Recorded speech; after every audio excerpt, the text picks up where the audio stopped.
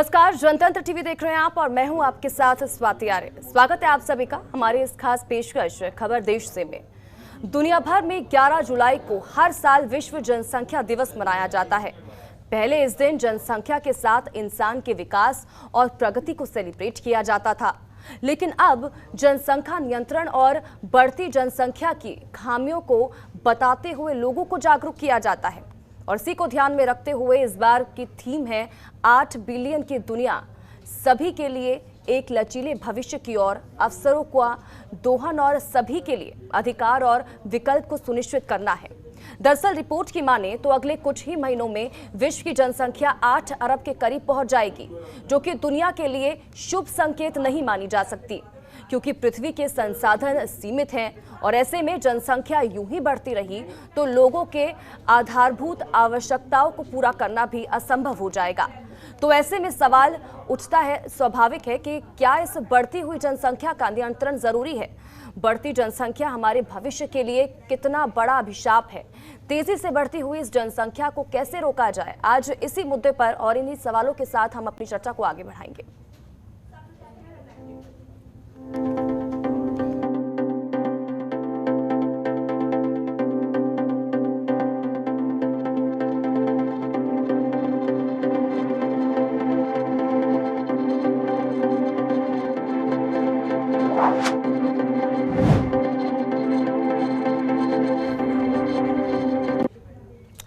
तो विश्व जनसंख्या दिवस 2022 और आपको बता दें कि जिस तरह से अगर हम पूरी दुनिया की बात करें, जनसंख्या लगातार बढ़ रही है। कहा जा रहा है, एक रिपोर्ट ये कहती है कि आने वाले समय में बहुत ही ज़्यादा दिक्कतें हम जो लोग रह रहे हैं इस पृथ्वी पर उनके लिए हो सकती है। कुछ ग्राफिक्स इसी से जुड़ी हैं, कुछ इंफॉर्मेशन ग्राफिक्स के जरिए आप तक पहुंचाई जा रही है। आपको बता दें कि हर साल आज के दिन यानी कि 11 जुलाई को विश्व जनसंख्या दिवस मनाया जाता है। इस दिन के लिए आपको बता दें कि इस साल की थीम की अगर बात की जाए तो 8 बिलियन की दुनिया है। उद्देश्य सभी के लिए अधिकार और विकल्प सुनिश्चित करना है। दुनिया की आबादी 8 अरब तक पहुंच गई है। सभी के पास समान अधिकार और अवसर उपलब्ध नहीं है। 2023 में भारत चीन से ज्यादा आबादी वाला देश होगा। अगर इसी तरह से जनसंख्या बढ़ती रही तो दुनिया की कुल आबादी में 60% से ज्यादा हिस्सेदारी एशिया की चीन और भारत दुनिया के, आपको बता दें कि सबसे ज्यादा आबादी वाले देशों में आता है। भारत की आबादी 1 अरब 40 करोड़ के आसपास है। 2023 में भारत चीन से ज्यादा आबादी वाला देश होगा। ये कुछ जानकारी ग्राफिक्स के जरिए आप तक पहुंचाई जा रही है।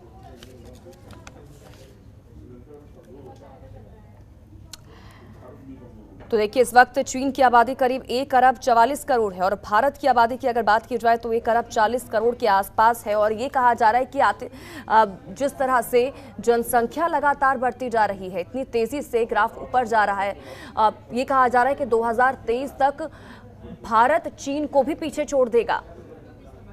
और ऐसे समय में कई सवाल पैदा हो जाते हैं, क्योंकि देखिए लोगों की संख्या बढ़ेगी, लेकिन इस बीच अगर हम बात करें नियंत्रणों की, क्योंकि वो हमारे पास सीमित हो जाएंगे, तो ऐसे में लोगों के लिए ही आने वाले समय में काफ़ी दिक्कतें पैदा हो सकती हैं। आज इसी पर हम बातचीत करेंगे, लेकिन उससे पहले कुछ जानकारी आपको ग्राफिक्स के जरिए दिखाई जा रही है।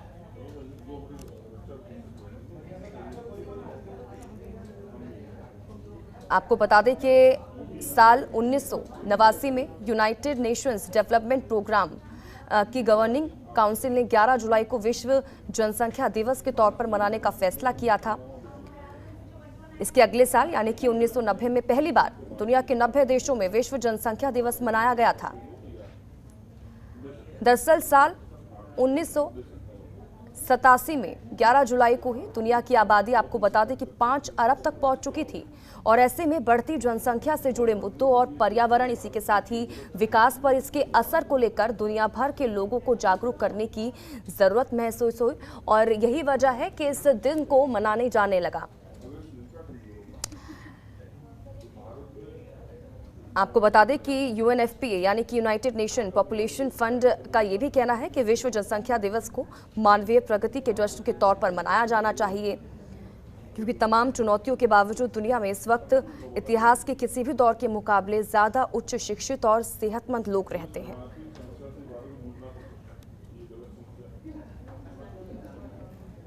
तो देखिए, अगर इस बार की थीम की बात की जाए तो 8 अरब लोगों की दुनिया, यानी कि हर किसी के लिए बेहतर भविष्य तय करने की ओर बढ़ते कदम, जहां अवसर हो, अधिकार हो और सबके पास अपनी पसंद का विकल्प हो, इसको लेकर इस बार की थीम रखी गई है।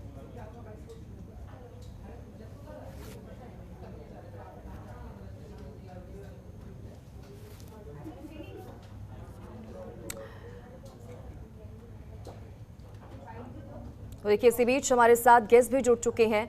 डॉक्टर मोनिका मेहरोत्रा हैं, सामाजिक कार्यकर्ता हैं, वो हमारे साथ जुड़ चुकी हैं, और इसी के साथ ही श्वेता कंचन है, पर्यावरणविद है, वो भी हमारे साथ जुड़ चुकी है। मैम, आप दोनों का ही सबसे पहले तो बहुत बहुत स्वागत करती हूँ जनतंत्र टीवी पर।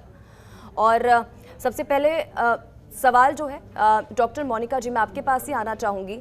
देखिए, जिस तरह से रिपोर्ट सामने निकल कर आई है मैम, आज विश्व जनसंख्या दिवस मनाया जा रहा है पूरे विश्व में, और जिस तरह से जनसंख्या लगातार बढ़ रही है पहले के मुकाबले, और ये कहा जा रहा है कि इसी तरह से अगर जनसंख्या बढ़ती रही तो भारत, क्योंकि अभी पूरे विश्व की अगर हम बात करें तो दुनिया में सिर्फ 2 ही ऐसे देश हैं, भारत या फिर चीन, जिनकी जनसंख्या सबसे ज्यादा है, और 2023 तक ये कहा जा रहा है कि भारत चीन को भी पीछे छोड़ देगा। बिल्कुल सही आंकड़ा आपका बिल्कुल सही है, और मैं ग्राफिक्स के थ्रू जो आपने दिखाया वो बिल्कुल सही चीज दिखा रही है। काफी कुछ किया जा रहा है। एक्चुअली जो जनसंख्या का मामला है ना, ये बहुत सारी चीजों पर डिपेंड करता है। सबसे पहली बात तो आप ये समझ लीजिए कि पहले के टाइम पर जो हमारे नेचुरल रिसोर्सेज थे, कि एक बहुत बड़े अर्थशास्त्री हुए जिनका नाम था माल्थस। माल्थस को पॉपुलेशन इकोनॉमिक्स बोला जाता था। उन्होंने एक बड़ा बढ़िया फेज दिया था। उन्होंने कहा था कि the dining table of mother nature is for limited people. If anybody will come without invitation, he has to die। यानी माता प्रकृति की जो मेज है वो सीमित अतिथियों के लिए सजी हुई है। जो बिना निमंत्रण के आएगा उसे मरना पड़ेगा। तो क्या होता था कि जो हमारे पास एक कहते हैं ना अर्थ रिवेंज, कभी फ्लड आ जाता है, बाढ़ आ जाती है, कभी सूखा पड़ जाता है, कभी सुनामी आ जाता है, तो क्या होता है वो जनसंख्या को नियंत्रित करता रहता है। अब हमने क्या किया है, क्योंकि हमारे पास दिमाग है बहुत अच्छा, और आपने खुद ही बताया कि बुद्धिजीवी वर्ग हमारे साथ जुड़े हो, हमने नेचर को कहीं ना कहीं से अपने हिसाब से बनाना शुरू कर दिया। तो जो नेचुरल रिसोर्सेज है उनका विदोहन, आपको याद होगा हम सस्टेनेबल डेवलपमेंट की बात भी इसी से आई थी, क्योंकि जब पॉपुलेशन बढ़ा, आज हम 8 मिलियन की बात कर रहे हैं। एग्जैक्टली जब पॉपुलेशन डे सेलिब्रेट करने की बात आई थी उस समय वर्ल्ड की पॉपुलेशन 5 मिलियन थी। तो 5 मिलियन के हिसाब से शुरू हुआ था कि वर्ल्ड की पॉपुलेशन 5 मिलियन है, तो हमें कुछ ऐसा करना चाहिए जिससे हमारे समाज में, हमारे आसपास के मतलब जो भी देश है उनको इस बात पे जागरूक होना चाहिए कि बस करो भाई, because land is limited, natural resources are limited, सब सीमित है, उसको बढ़ाया नहीं जा सकता। लेकिन अब जिस तरह से जनसंख्या बढ़ती जा रही है, जाहिर सी बात है जब जनसंख्या बढ़ेगी तो उसका विदोहन करने के पेट ज्यादा हो गए, काम करने वाले हाथ ज्यादा हो गए, और धरती माँ जो खाना देती है वो कम होती जा रही है, वो लिमिटेड है। तो जाहिर सी बात है क्या होगा, प्रॉब्लम आएगी। तो इस वजह से कहा जाता है कि सस्टेनेबिलिटी लाओ, निर्वहनीय विकास को हमने प्रमोट किया कि जनसंख्या के हिसाब से ही हमें अपने नेचुरल रिसोर्सेज को यूज करना चाहिए और उसे बढ़ाने की भी कोशिश करनी चाहिए। जैसे वाटर रिसोर्स है, हम कैसे कोशिश करते हैं कि जल संकट से बचें, क्योंकि पानी तो जरूरी ही है।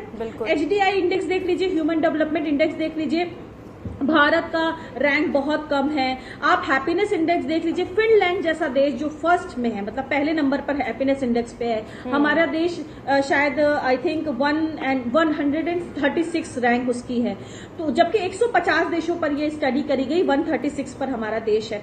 तो अच्छी कंडीशन नहीं शो कर रहा है, बिकॉज हमारे पास जितना है हम उससे ज्यादा यूज कर रहे हैं। तो ये तो प्रॉब्लम है ही है।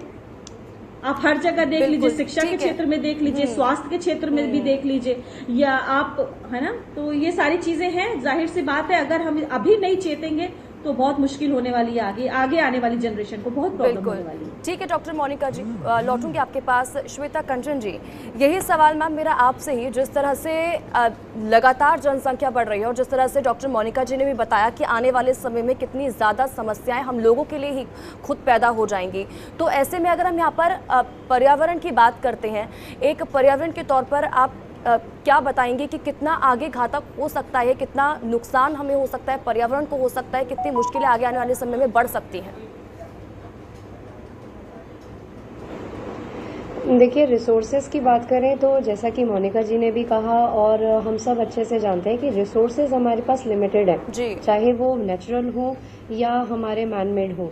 अभी हमने जो कोविड टाइम देखा उसमें हमें ये बात समझ में आ गई कि पॉपुलेशन का जो नुकसान है वो क्या होता है, क्योंकि हमारे पास रिसोर्सेज थे बट उसके बावजूद भी it was not able to, मतलब they were not able to adequate for everyone.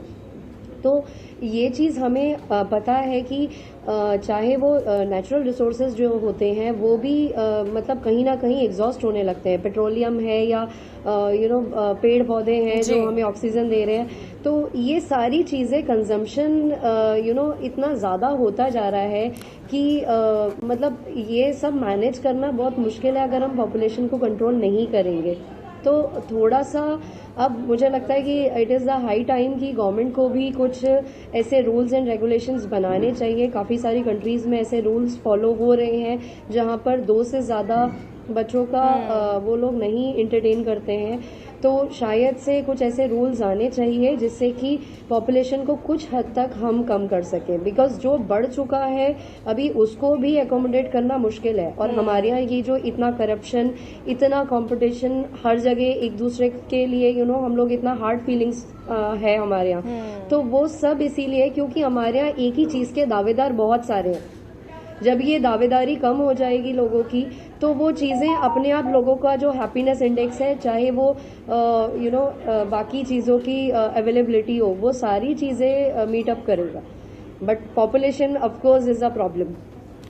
बिल्कुल। और डॉक्टर मोनिका जी, सवाल ये भी मैम कि इनको जिस तरह से पहले अगर हम बात करें इसकी शुरुआत हुई थी तो इसको सेलिब्रेट किया जाता था आज के दिन को, अब देखिए क्या ज़रूरत इस चीज़ की भी है कि कैंपेनिंग की जाए बड़े स्तर पर, ग्लोबल लेवल पर, और लोगों को समझाया जाए, अवेयर किया जाए।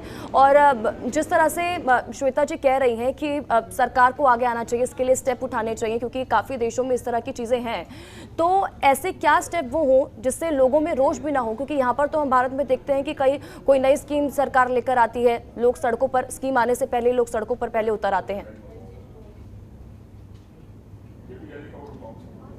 देखिए, मैं बिल्कुल रूट पे फिर जाना चाहती हूँ। हम जब भी डिस्कशन करते हैं तो हम थोड़े रूट से जाके बात करते हैं। आप देखिए, सबसे अगर जागरूकता की बात है, हम सबसे पहला काम ये करते हैं कि हम गवर्नमेंट को कहने लगते हैं कि भैया गवर्नमेंट ही जिम्मेदार है, ठीक है? हाँ।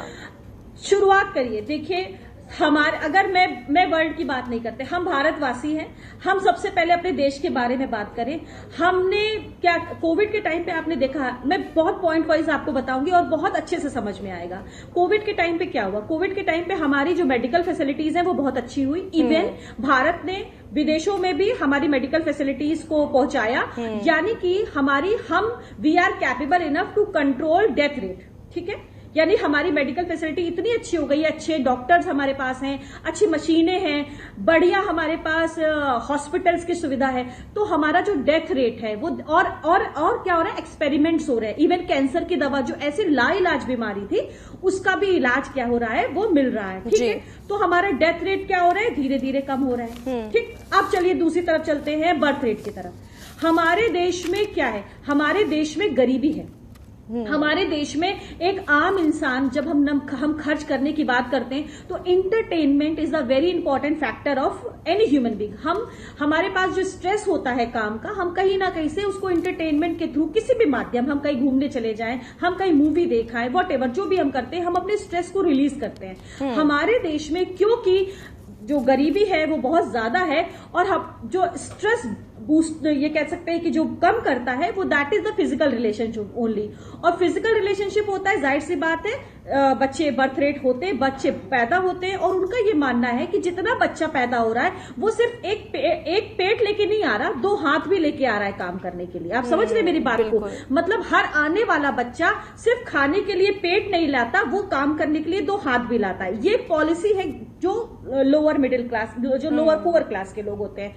तो इससे क्या हो रहा है, बर्थ रेट हमारा हाई हो रहा है। अब जब हमारा बर्थ रेट हाई हो रहा है, डेथ रेट कम हो रहा है, तो जाहिर सी बात है इक्विलिब्रियम कहां से हो पाएगा, पॉपुलेशन बढ़ेगी बढ़ेगी। अब आप कह रहे हैं कि जागरूकता की क्या जरूरत है, या हम जब गवर्नमेंट आती है तो गवर्नमेंट तो करती ही है। गवर्नमेंट ने फ्री में आपको गर्भ निरोधक गोलियां देने की कोशिश करी, और परिवार नियोजन के बहुत सारे चीजें फ्री में मिलती हैं। लेकिन क्या है, क्या आज हम उस चीज को ओपनली बोलते हैं? इवन जब इस तरह पे कोई मैंने देखा है, जब मैं अपने बच्चों को लेके नुक्कड़ नाटक करवाती हूँ, बच्चे जाते हैं अवेयरनेस के लिए, तो सब यूं करके मुंह छुपा के बात करने लगते हैं। मतलब वो इस चीज को खुल के बात नहीं करना चाहते, एक्सेप्ट नहीं करना चाहते।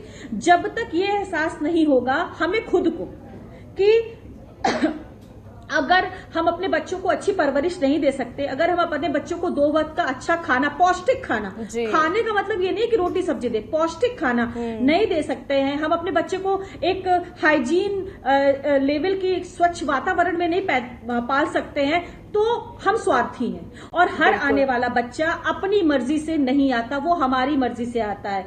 हम उसे पैदा करते हैं, हम उसे इस धरती पर लाने का दायित्व रखते हैं। तो सबसे पहली बात तो हमें खुद को जागरूक होना पड़ेगा कि हम 1 बच्चा पालने के काबिल है, 2 बच्चा पालने के काबिल है, या 4 बच्चे पालने के काबिल है। तो ये सारी चीजें बहुत जरूरी है देखना। तो जागरूकता हम में है, गवर्नमेंट की बहुत सारी पॉलिसीज हैं बशर्ते हम उन पॉलिसीज को कितना एक्सेप्ट करते हैं और कितना उसको एग्जीक्यूशन में लाते हैं। तो निश्चित रूप से कैंपेन चलाने की जरूरत है।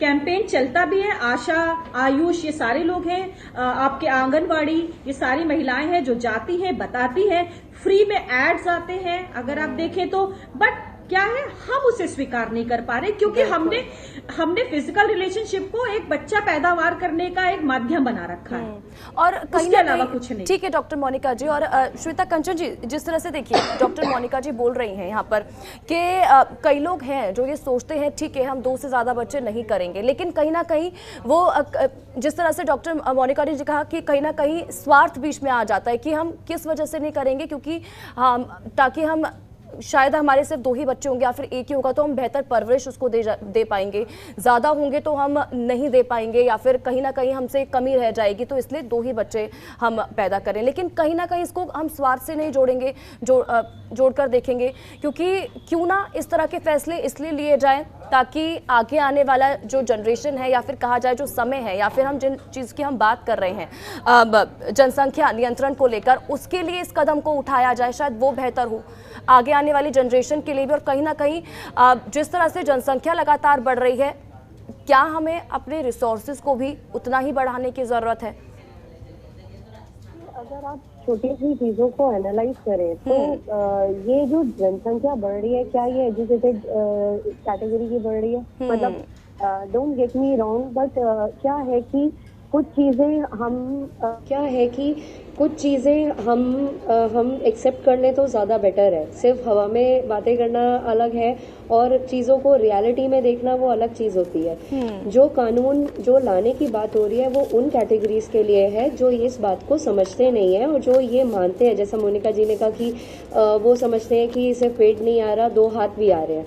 तो क्या ये कैटेगरी उन लोगों की है जो एजुकेटेड जो वर्ग है हमारे यहाँ? नहीं, ये उनकी कैटेगरी नहीं है। अगर आप इस चीज़ को एनालाइज करें, if you look people around you, तो आपको समझ में आएगा कि ये वो कैटेगरी है जिन्हें ये लगता है कि अगर अभी मैं मतलब वो पढ़े लिखे नहीं है ज़्यादा, तो थोड़ा काम कर रहे हैं तो थोड़ा आ रहा है।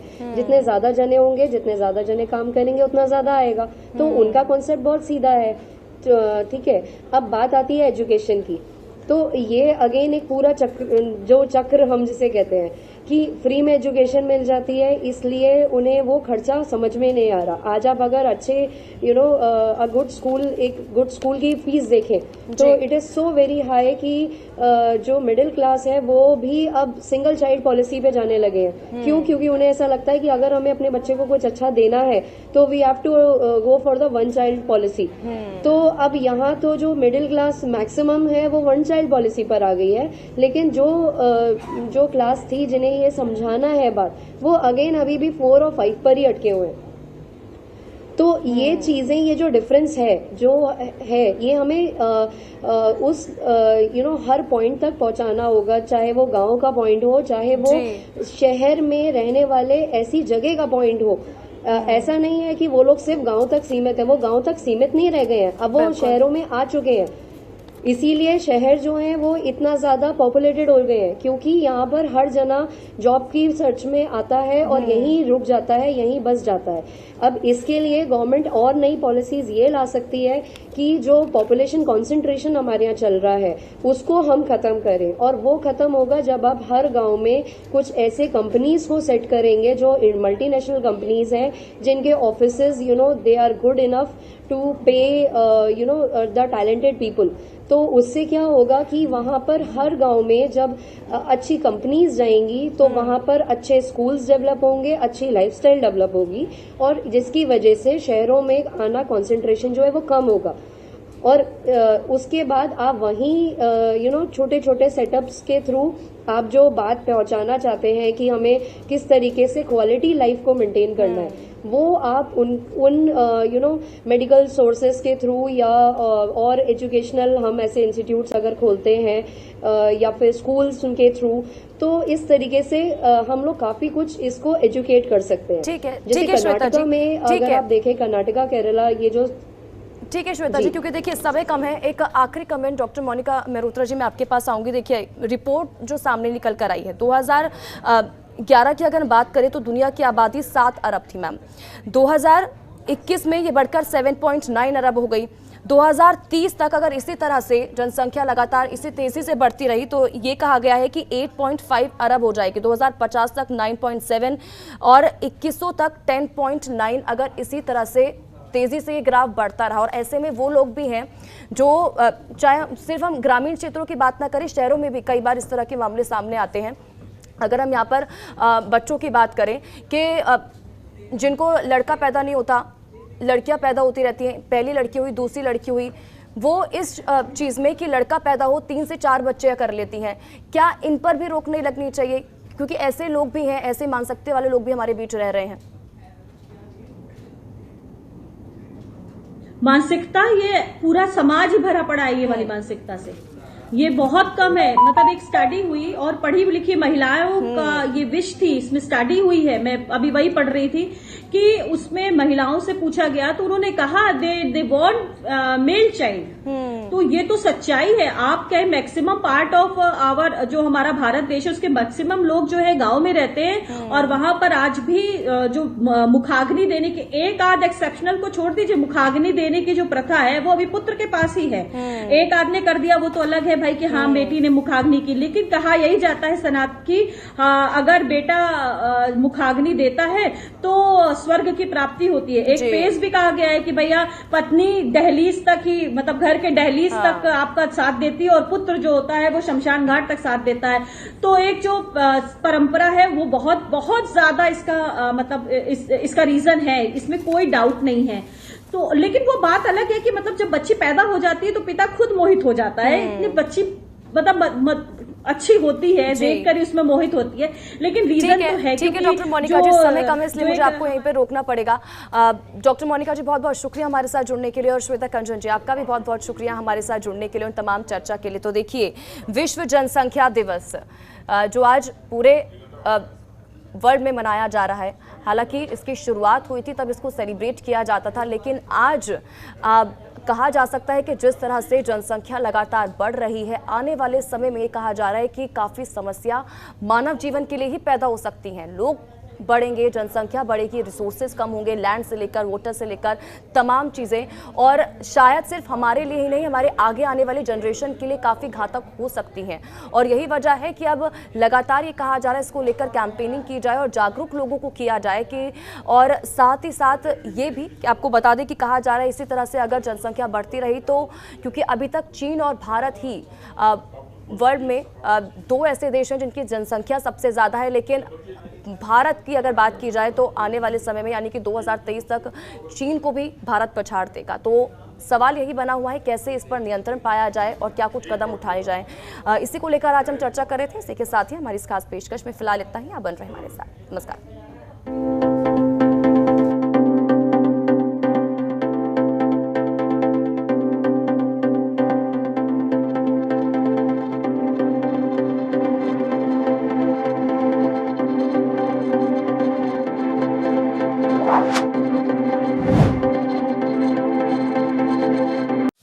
खबरों के निष्पक्ष विश्लेषण के लिए सब्सक्राइब करें Jantantra TV and press the bell icon. Never miss any update.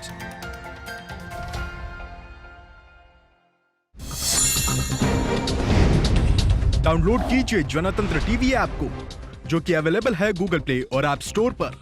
अधिक जानकारी के लिए अभी डाउनलोड करें।